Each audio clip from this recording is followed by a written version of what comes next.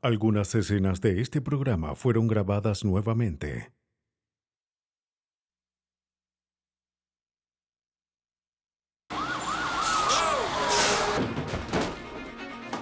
En Georgia, los investigadores se tranquilizan al no encontrar a nadie en una casa en llamas. Pero los forenses saben que a veces las apariencias engañan.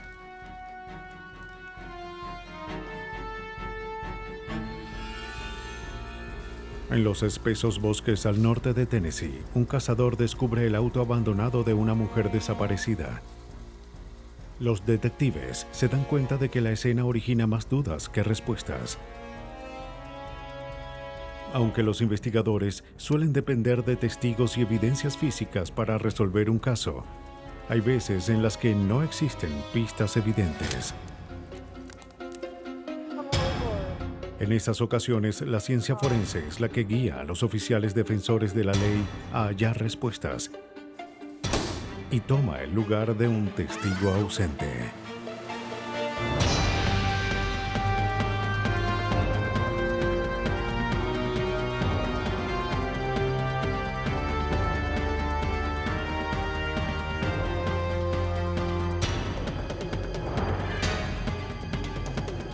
Los nuevos detectives, casos estudiados por la ciencia forense.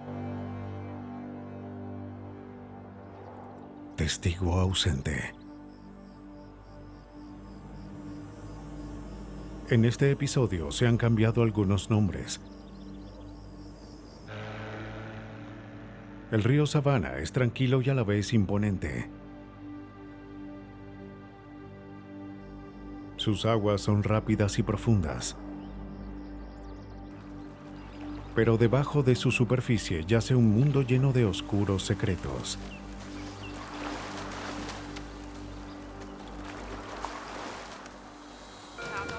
El 15 de agosto de 1998, el Departamento de Bomberos del Condado de Richmond, Georgia, acude a una llamada del 911.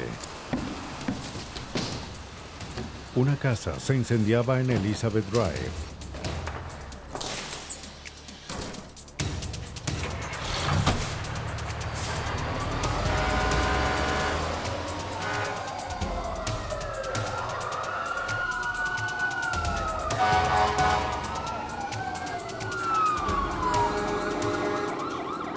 Cuando llegan los investigadores, un denso humo cubría el hogar.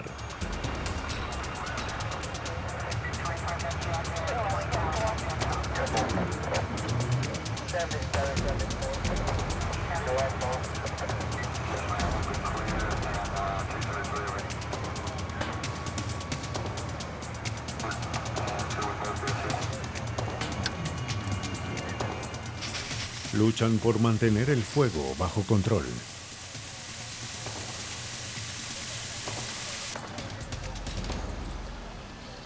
Cuando los bomberos se abren paso a través del humo, notan un ligero olor a gasolina.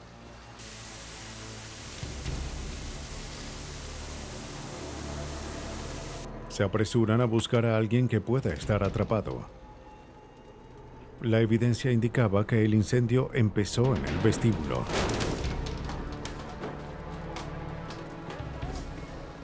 Aunque la cama estaba rodeada de humo, el fuego no le había causado muchos daños.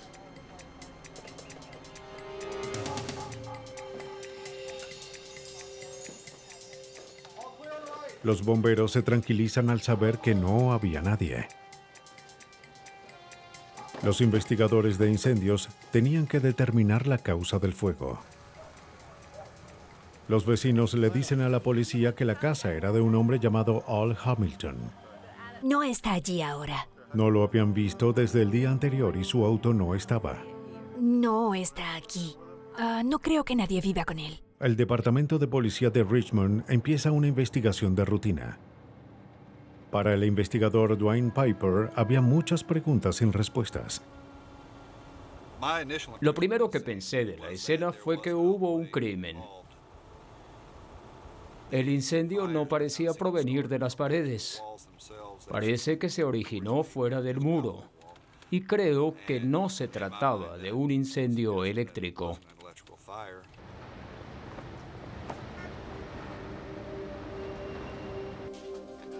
Hola, ¿estará el...? Esa misma tarde, una mujer llamada Donna Edwards llega al departamento de policía. Bien, gracias.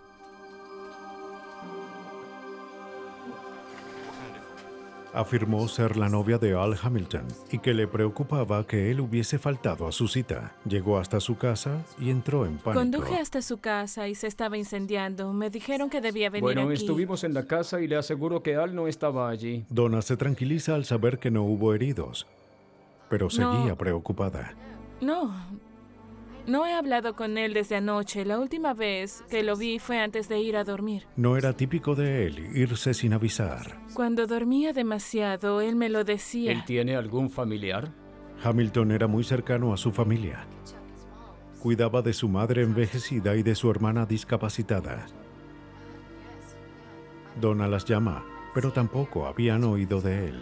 ¿Tiene algún familiar cerca? Donna, quien era divorciada y vivía en la casa de su madre, le dice a Piper que ella y Hamilton eran muy felices. Ven aquí, cariño. Mira esta. Justo aquí en Peters Community. Tenían planes de comprar un terreno y construir una casa juntos. Donna y Hamilton iban a ver una propiedad esa mañana, pero él nunca apareció. Peters Community. Me gusta. Es igual que las otras. ¿Dónde trabaja? Donna le dice al detective que Hamilton era gerente de un bar local. Le preocupaba las largas horas que trabajaba, ya que salía a las 3 de la mañana. Enviaré a alguien para que hable con su madre y yo iré a... Ella estaba segura de que algo le había Se comunicará pasado. conmigo lo más pronto La llamaré, posible. pero debo hablar con... Aunque accedió a investigar, el detective Piper le explicó a Donna que no había mucho que pudiese hacer. Me comunicaré con Está usted. bien. Hamilton era adulto y podía desaparecer si él quería. Después de 2 días, aún no había noticias de Al Hamilton. Piper y su compañero, el detective Joan Notter, leen el informe del incendio. El informe indicaba que hubo 2 puntos de origen. En los incendios se había usado un acelerante en la entrada y en la habitación. Aunque sospechaban que el acelerante era gasolina, los resultados no fueron concluyentes. Al Hamilton seguía desaparecido y el informe convence a los investigadores de que había pasado algo terrible. Debían encontrarlo. 1012-1065, vehículo desaparecido. 1012-1065, vehículo desaparecido. En un boletín se ordena a los oficiales que busquen a Hamilton y su auto.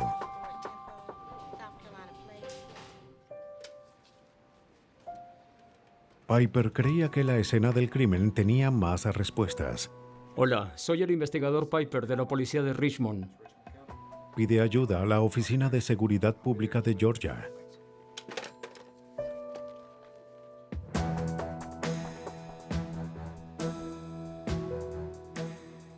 El investigador Piper y el forense Jerry Finley se encuentran en la casa de Hamilton.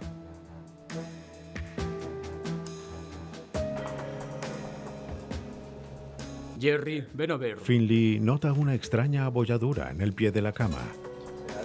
Parece algún tipo de impacto de un objeto que podría ser redondo. Coincidía en forma y tamaño con un bate de béisbol. Finley también halla lo que parecía sangre en la cama. El patrón parecía el rastro de un golpe. El rastro de un golpe se forma cuando un objeto ensangrentado toca una superficie limpia y se puede observar el movimiento y la dirección del golpe. El rastro iba de izquierda a derecha y se encontraba en el pie de la cama.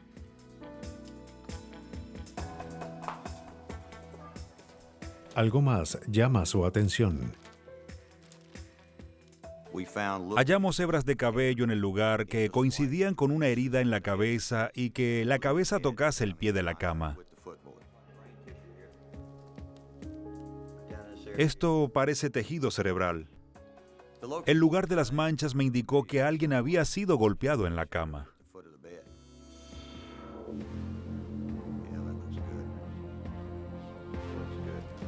Mientras buscan más pistas, hallan más manchas de sangre. A un lado de la habitación, en la pared, observé manchas que se parecían a las anteriores. y cuando las vi, supe que algo había ocurrido allí. Hazlo con mucho cuidado, ya que no sabemos si son estables. Finley debía observar más de cerca. Con un paño empecé a limpiar y encontré el resto de las manchas bajo el hollín. Finley descubre que el hollín había preservado la sangre. Esto indicaba que el incendio empezó después de la golpiza. Alguien trató de ocultar un acto violento.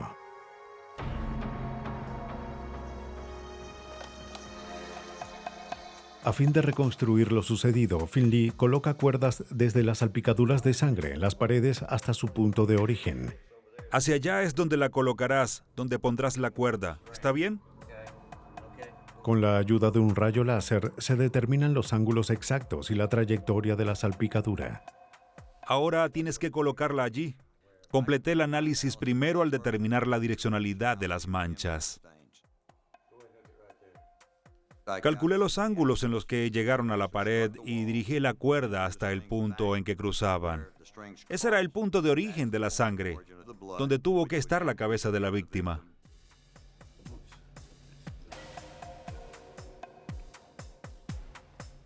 Bien, Dwayne, te diré una cosa ahora mismo. La persona estaba o arrodillada o sentada en el momento de la golpiza. Justo en esta área de aquí está el área de impacto de estas manchas. Justo aquí.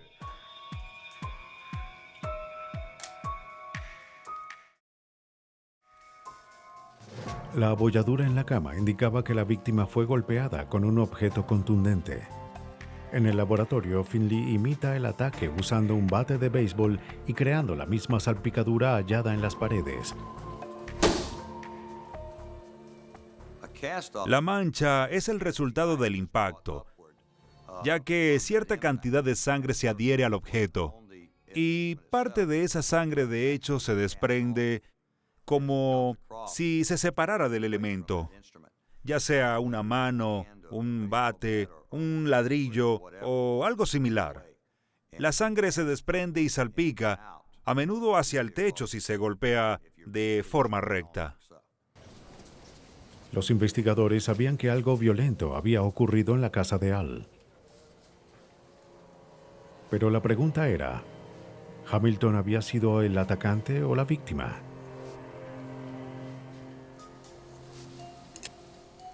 La sangre hallada en la escena del crimen es enviada al Laboratorio de Criminalística de Georgia. Al Hamilton se había hecho un análisis de sangre recientemente y su doctor dio una muestra que se compara con la sangre hallada en la cama. Coincidían. Al Hamilton era la víctima. El forense Chris Perry analiza las fotografías de la escena. El arco que formaba la sangre y la trayectoria de las salpicaduras contaban una historia de violencia.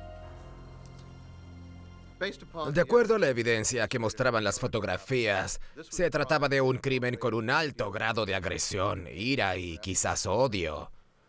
Todos los golpes fueron dirigidos hacia la cabeza y fueron repetitivos. Básicamente esto indicaba que la víctima fue golpeada múltiples veces en la cabeza hasta que murió. La policía se enfrentaba a un homicidio. Al Hamilton no había sobrevivido al brutal ataque. El detective Piper investiga sus últimos momentos. Hola, soy el investigador Piper de la policía de Richmond. Su primera parada fue el lugar donde Hamilton trabajaba como gerente. Su jefe afirmó que Al era un empleado ejemplar. Es decir, que no tenía problemas con clientes u otros empleados. No, él es un... También dijo que no había ocurrido nada inusual en el bar esa noche y que Hamilton había cerrado el lugar a las 3 de la mañana. No, señor.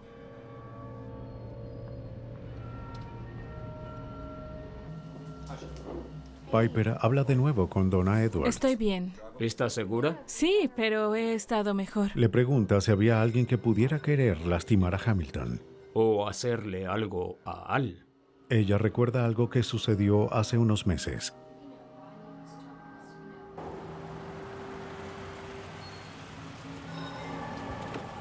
Hamilton y ella regresaban de cenar una noche cuando un camión salió de la nada y se dirigió hacia él.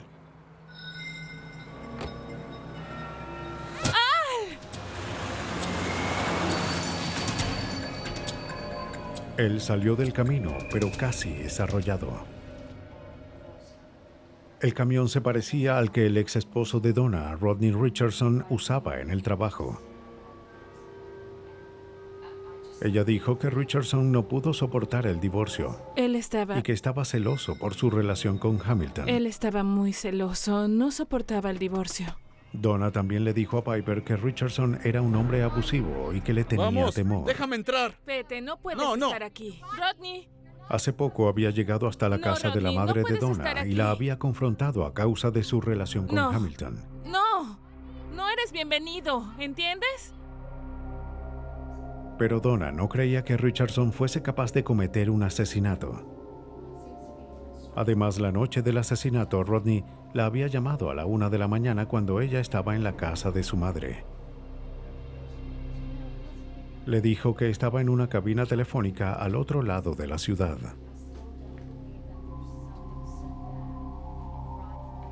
Para el investigador Piper, Rodney Richardson tenía un motivo para asesinar a Al Hamilton. Pero eso no siempre bastaba. Y sin un cadáver, sería difícil probar que había ocurrido un asesinato.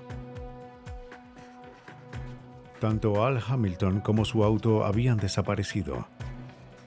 Un cuerpo puede ser enterrado en cualquier parte, pero un auto es casi imposible de ocultar. El único lugar suficientemente grande para esconder un auto era el imponente río Savannah.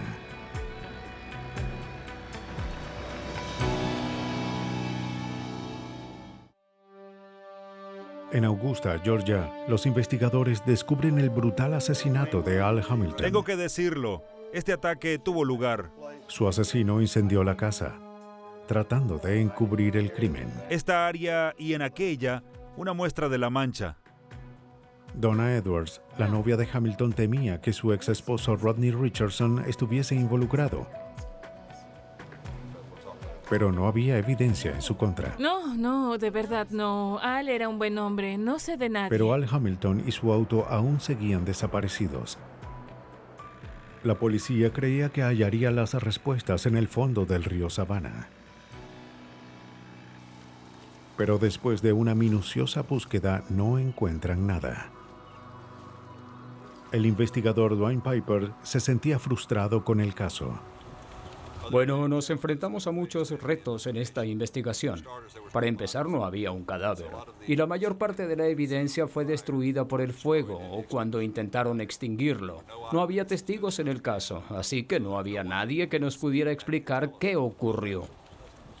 Bueno, sí ocurrió algo. Piper descubre que Richardson había estado en la casa de la madre de Donna Era la muy mañana temprano en la del mañana. incendio. Me despertó. Estaba profundamente dormida cuando llegó. Pero Donna no estaba. La madre de Donna recuerda que Richardson llevaba 2 bolsos de ropa. Le preguntó si podía dejar unas cosas en el cuarto de Donna.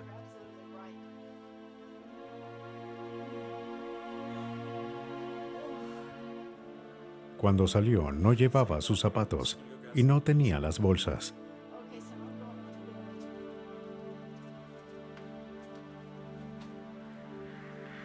Bueno, estos son. Aquí tienen. Perfecto. Ella le entrega las bolsas a la Las policía. llevaré a la oficina y le informaré, ¿está bien? Piper envía los zapatos al laboratorio para su análisis. También contacta a Donna y le pregunta por qué no habló de las bolsas. Ella responde que estaba muy asustada para hablar. Admite que las bolsas eran de Hamilton, pero no quería creer que Richardson estuviese involucrado en el crimen. El investigador Piper estaba seguro de que Rodney Richardson había asesinado a Al Hamilton. Ahora esperaba que los zapatos pudieran vincularlo a la escena. En el laboratorio, el forense examina los zapatos en búsqueda de tierra o cenizas. Y también busca rastros de gasolina.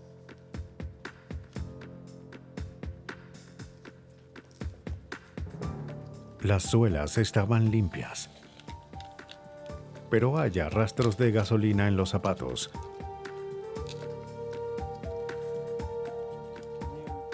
Sin embargo, los rastros no eran suficientes. Richardson trabajaba en construcción y estaba en contacto con la sustancia.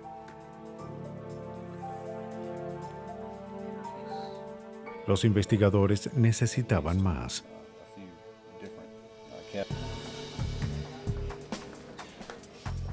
Los registros telefónicos que pediste, aquí los tienes. Piper recordó que Donna recibió una llamada de Richardson a la 1 de la mañana el día del incendio, diciendo que llamaba de un teléfono público.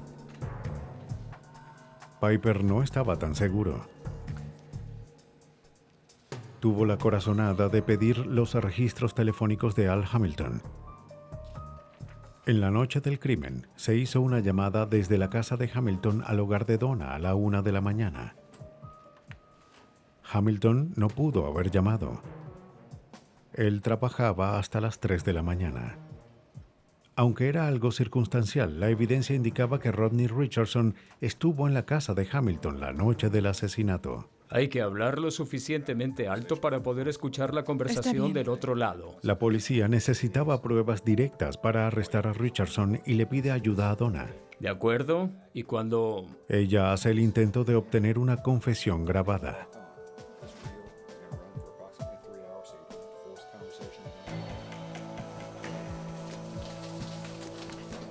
Donna graba las conversaciones que tiene con Rodney durante varias noches.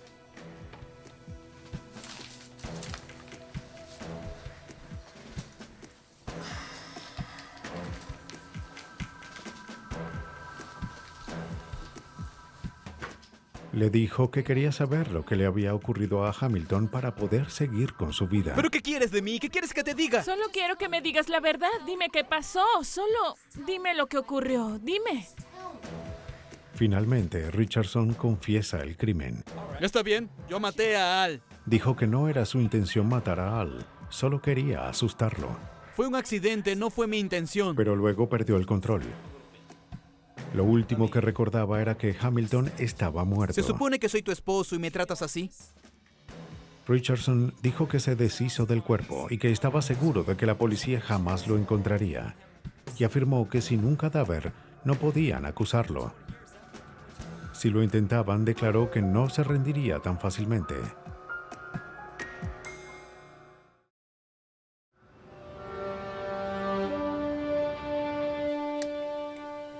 ¿Pero qué quieres de mí? ¿Qué quieres que te Solo diga? quiero que me digas. Su confesión fue suficiente para que la policía lo arrestara. ¿Está bien? Maté a Al. ¿Y qué? Yo no quería hacerlo, pero sucedió. Debido al historial violento de Richardson, los investigadores se ponen de acuerdo con Donna para atraparlo por sorpresa. Cuando Donna y Richardson salen, la policía se esconde dentro de la casa de ella.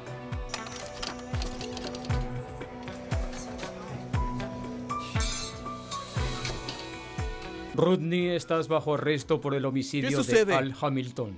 Su plan funciona.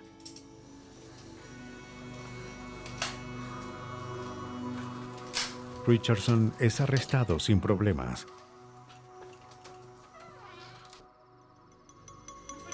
De acuerdo con la evidencia, los investigadores creen que Rodney entró en el hogar de Al Hamilton para enfrentarlo.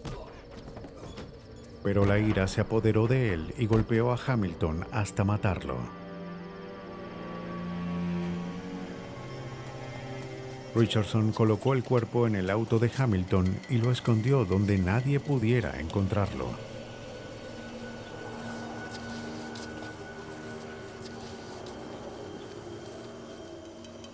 A fin de cubrir su crimen, incendia la casa. El auto y el cuerpo de Hamilton jamás fueron encontrados. Rodney Richardson fue hallado culpable de asesinato en primer grado y condenado a cadena perpetua. La importancia de la ciencia forense en este caso fue crucial. Sin los patrones de sangre, las pruebas de ADN y la investigación del incendio, este caso jamás habría llegado hasta el tribunal.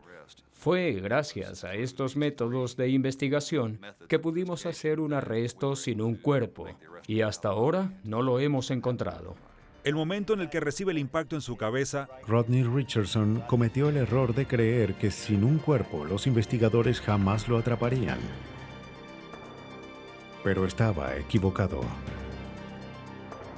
En Tennessee, las autoridades deben reunir varias pistas ensangrentadas para hallar a una mujer desaparecida, viva o muerta.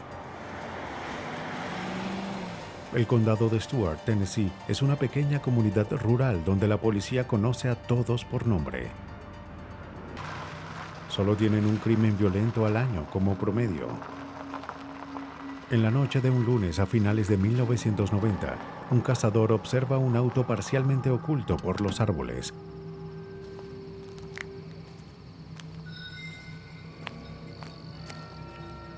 Parecía haber salido del camino.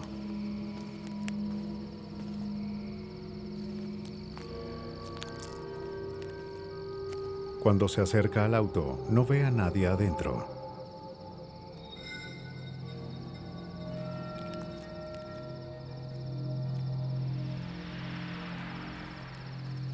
El cazador anota el número de placa y contacta a la policía. 911. El departamento de policía de Stuart recibe la llamada.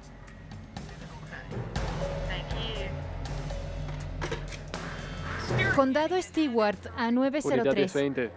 Hay una denuncia de un vehículo abandonado. La telefonista envía una unidad a investigar. 10-4. También investiga el número de placa y descubre que está registrado bajo June Atkins. Hace unas horas se había denunciado la desaparición de una mujer. La policía temía que June Atkins vagara sola y herida en el bosque.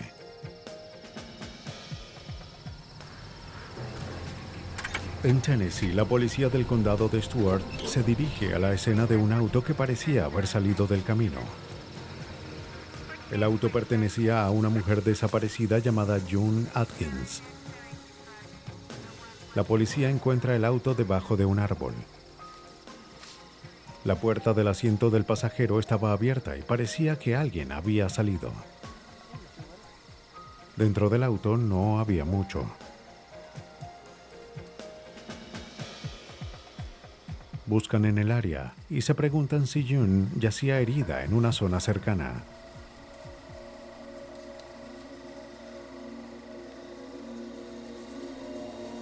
No encuentran nada. El alguacil David Hicks interroga al esposo de June sobre su desaparición. Él declara que June fue a visitar a su madre en un pueblo cercano, pero nunca llegó. Atkins estaba preocupado. Ella no había llegado a la casa de su madre y él no tenía idea de dónde estaba. No solemos tomarnos tan en serio este tipo de denuncias al principio porque pensamos que... El alguacil Hicks le dice a Atkins que su auto fue encontrado y que creía que ella pudo tener un accidente. El auto fue incautado. Los investigadores esperaban encontrar pistas del paradero de June. Los forenses buscan huellas y cualquier indicio que pudiera aclarar lo que había ocurrido con June. Pero lo único que hallan son las huellas de la mujer desaparecida. La policía debía actuar con rapidez. Si June Atkins vagaba herida por el bosque, necesitaría atención médica.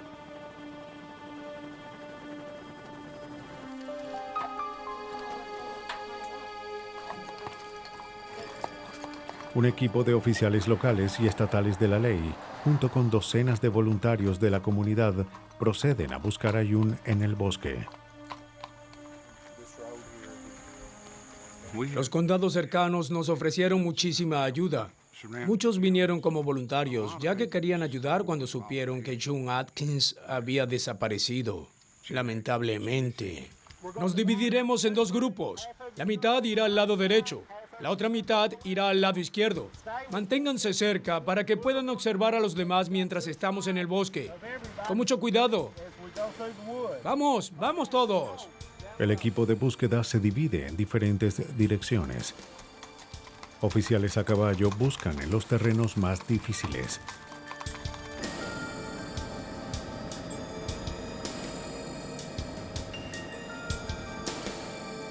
La patrulla vial de Tennessee colabora con un helicóptero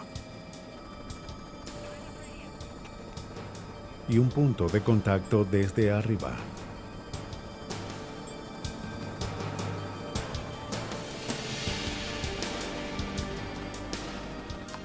La búsqueda dura varias horas.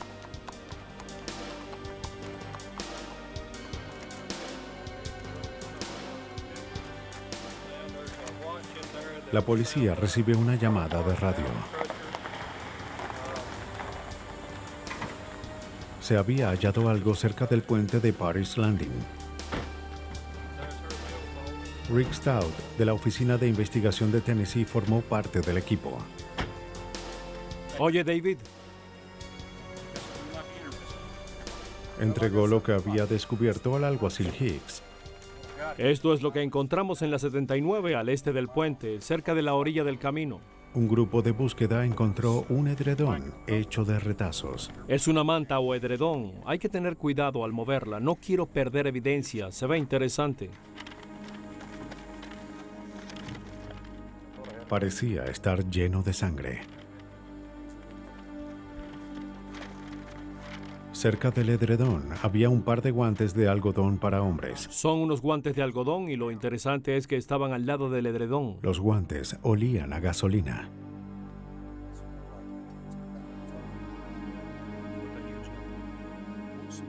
La investigación se dirige a otro rumbo, ya que ahora estarían en búsqueda de un cuerpo. Nos dirán en el laboratorio de qué tipo de material está realizado, porque nosotros... Los técnicos forenses se unen a la búsqueda. Esa misma tarde, a varios kilómetros de donde estaba el edredón, hallan un bolso de una mujer.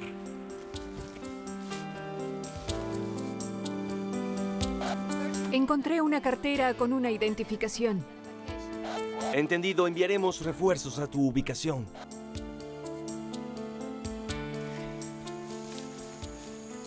Hallamos varios objetos de un bolso. Algunos de ellos pertenecían a June Atkins, ya que encontramos una cartera con su identificación. Pero los otros objetos parecían provenir de un bolso de mujer. Eso fue lo que hallamos. La búsqueda continuó por varias horas más.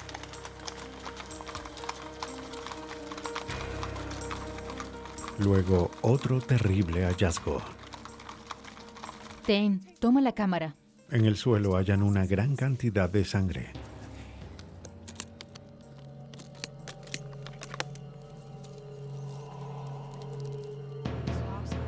Se fotografía el área y se extrae una muestra de la sangre.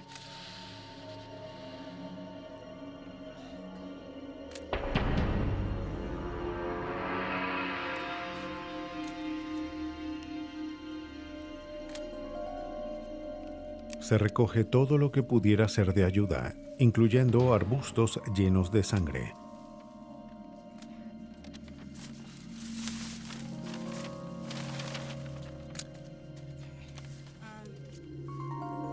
Debajo de los arbustos hallan un reloj de mujer.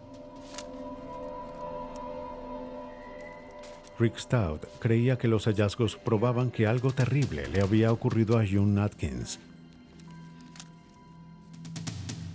Había un auto abandonado en el bosque, hallamos sus objetos personales, también un edredón lleno de sangre. Debíamos hallar una explicación y cuando encontramos sus objetos, supimos que ella no lo haría. Estaban allí su licencia, su cartera y otros objetos. Eso nos indicó que se había cometido un crimen. Rick, toma. Había sangre, pero no un cadáver. Los investigadores tenían sus dudas. No tenían idea de qué pudo haberle ocurrido a June Atkins. No hallamos evidencia que nos indicara dónde estaría el cuerpo de June. Teníamos la esperanza de hallarla con vida. Y a la vez teníamos el temor de no hallarla con vida, hallarla muerta.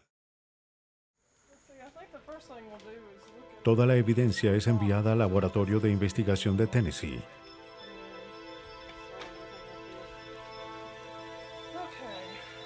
La experta en serología, Patty Schutte, busca sangre en los objetos. Abrí el edredón y lo extendí. Tenía una gran mancha de sangre. Así que lo primero que hice fue un análisis químico para comprobar si había sangre. Y los resultados indicaron que así era.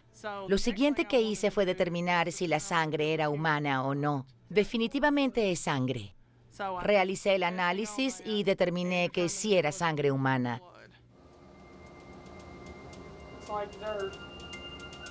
Los guantes de trabajo eran muy oscuros para ver si había sangre. No veo nada. Allí está. Mira eso. Con una fuente de luz alterna, Schutte examina los guantes. No están muy limpios. Descubre varias manchas pequeñas que parecían sangre. Pero la prueba dio negativo. Los resultados no fueron concluyentes.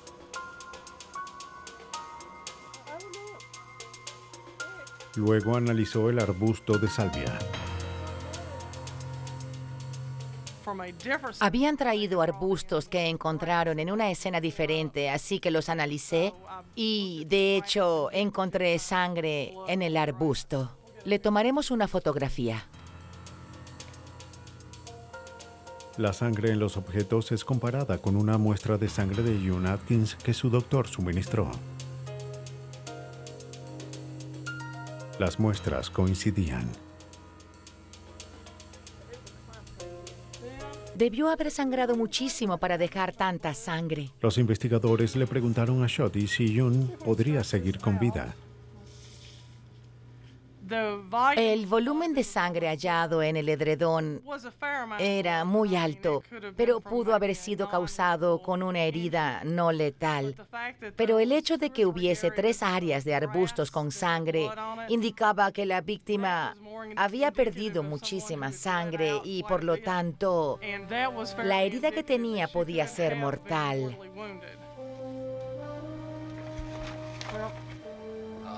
June Atkins estaba muerta. Se desconocía quién era el responsable.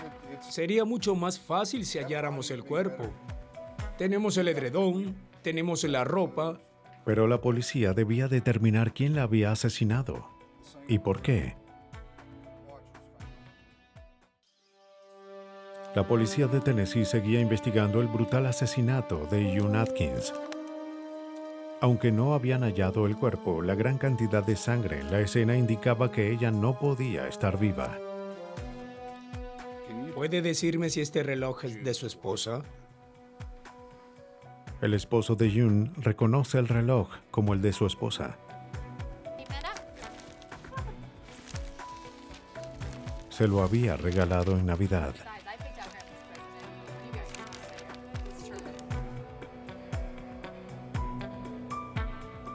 Es idéntico al de ella. Se ve muy nuevo. El alguacil Hicks le informó sobre la muerte de June y le preguntó si sabía de alguien que quisiera lastimarla.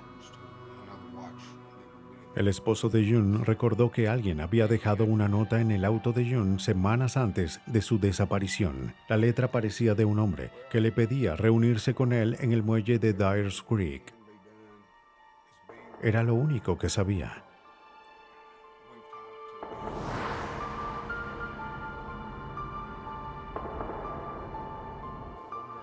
Los oficiales hablan con las amigas de June, esperando que supieran quién era el hombre misterioso. Alguacil David Hicks. Las amigas de June nos dijeron que ella veía a un hombre que se llamaba Kenneth Pitkins y que se encontraban en el muelle de Dyers Creek. Hicks encuentra a Kenneth Pipkins en su lugar de trabajo. Admite conocer a June. Salía con la hermana de su esposo, pero negó encontrarse con ella en el muelle de Dyers Creek. El alguacil Hicks no estaba convencido. Debíamos obtener más información antes de volver a hablar con él. La policía realiza una búsqueda cerca del muelle. La vendedora de una tienda conocía bien a June y también a Kenneth Pipkin. Ella no tenía una buena opinión sobre Pipkin. Creía que era un mujeriego, obsesionado con su camioneta, tan obsesionado que mantenía un edredón en el asiento para mantenerlo limpio. Ella recuerda que un día vio hablar afuera a Pipkin con June. Observó cómo June lo siguió afuera del estacionamiento hacia el muelle de Dyers Creek. Ella entró y pidió gasolina. Entraron y hablaron. La empleada le dijo a la policía que Pipkin había entrado buscando a June en más de una ocasión. Por su ayuda. A la orden. Su historia no coincidía con la de Pipkin. La policía obtiene un indicio. Un pescador da más información. Dijo que el día de su desaparición, él estaba en el muelle de Dyers Creek. Vio a una mujer y a un hombre en una camioneta. La descripción coincidía con los vehículos de Pipkin y June.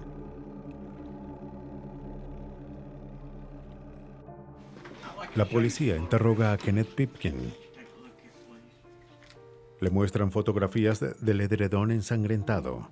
Recuerdo tener uno así. Admite que era similar al que tenía en su camión, pero que el año anterior alguien lo había robado. Pipkin jura que no tuvo nada que ver en la desaparición de June. Afirma que no la vio el día de su desaparición. La policía sabía que Kenneth Pipkin mentía, pero necesitaban más para probar que era un asesino. Debían saber el porqué.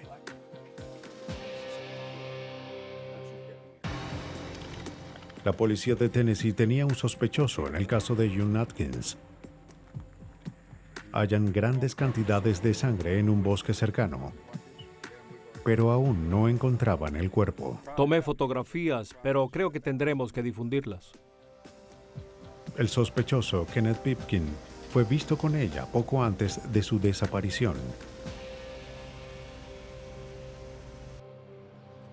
Se emite una orden de registro para su auto y su casa. Los forenses analizan el auto. Descubren diminutas fibras de ropa en el suelo. Las recogen y envían al laboratorio.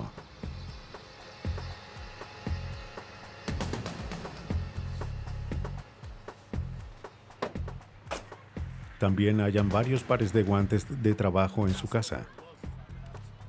Eran del mismo tamaño y diseño que los encontrados en la escena. La evidencia es enviada a la Oficina de Investigación de Tennessee. El especialista forense Ross Davis ayuda en la investigación. Analiza el edredón hallado en la escena y extrae fibras sueltas. El problema radicaba en vincular a la víctima con el edredón al sospechoso y para eso eran las fibras. Era una evidencia vinculante. Las fibras son la unidad básica de todo textil. Prendas, alfombras, todo eso tiene fibras, esa pequeña porción que forma una prenda textil, y eso es lo que extrajimos.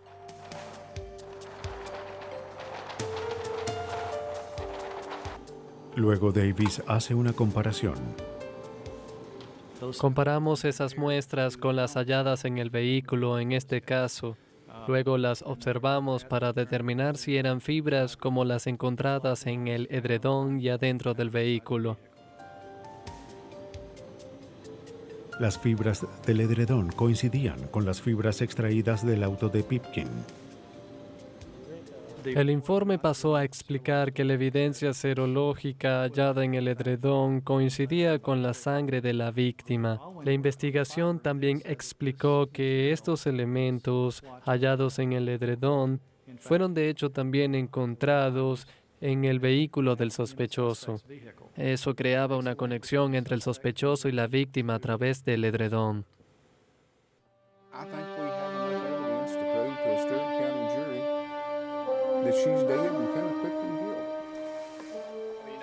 La evidencia es mostrada al fiscal del distrito Dan Olsobrooks. Será difícil probar que ella estaba muerta sin tener un cadáver. No sé si intentarlo. Olsobrooks no estaba seguro de enjuiciar a Pipkin. El desafío de este caso era que no había un cadáver. Si llegábamos a un juicio, el hecho de no tener un cuerpo podía generar una duda razonable en el jurado. Pero los investigadores estaban dispuestos a llevar a Pipkin ante la justicia, así que revisan de nuevo la evidencia. Tenemos un edredón con la sangre de la víctima. Sabemos que esa era su sangre y que la escena del crimen tenía su sangre, y vinculamos ese edredón con el auto en donde estaba la víctima. ¿Esa era la realidad? No tenemos dos oportunidades en un homicidio. Si es hallado inocente, se acabó. El fiscal no estaba convencido de que el jurado lo hallara culpable. Sabemos de dónde viene el edredón. Un caso de homicidio es muy difícil de ganar si es totalmente circunstancial. Hay que convencer a un jurado sin dejar dudas razonables de que se ha cometido un homicidio y probar quién lo cometió. Cuando ella se marchó ese día, tenía la intención de... El alguacil Hicks sabía que el cuerpo de June estaba en algún lugar. Y para él, el caso no estaba cerrado. No tenía el reloj en su brazo. 2 años después, el 23 de agosto de 1993, un pescador hace un terrible hallazgo. En el río Tennessee encuentra la parte inferior del torso de una mujer. Los familiares de June reconocen las prendas.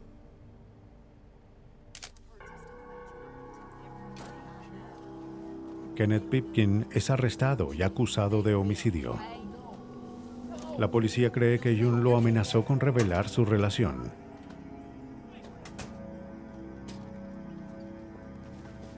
Pipkin la mató para asegurar que no hablara.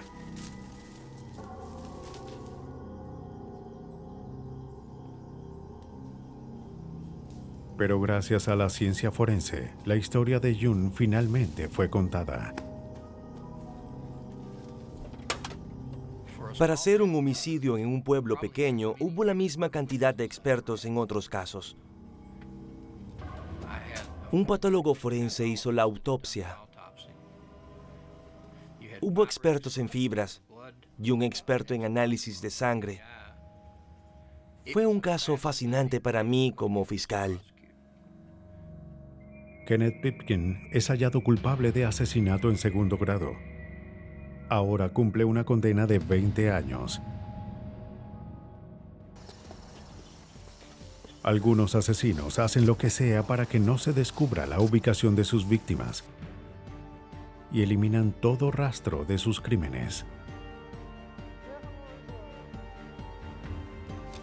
Hubo un tiempo en el que pocas veces se hacía justicia.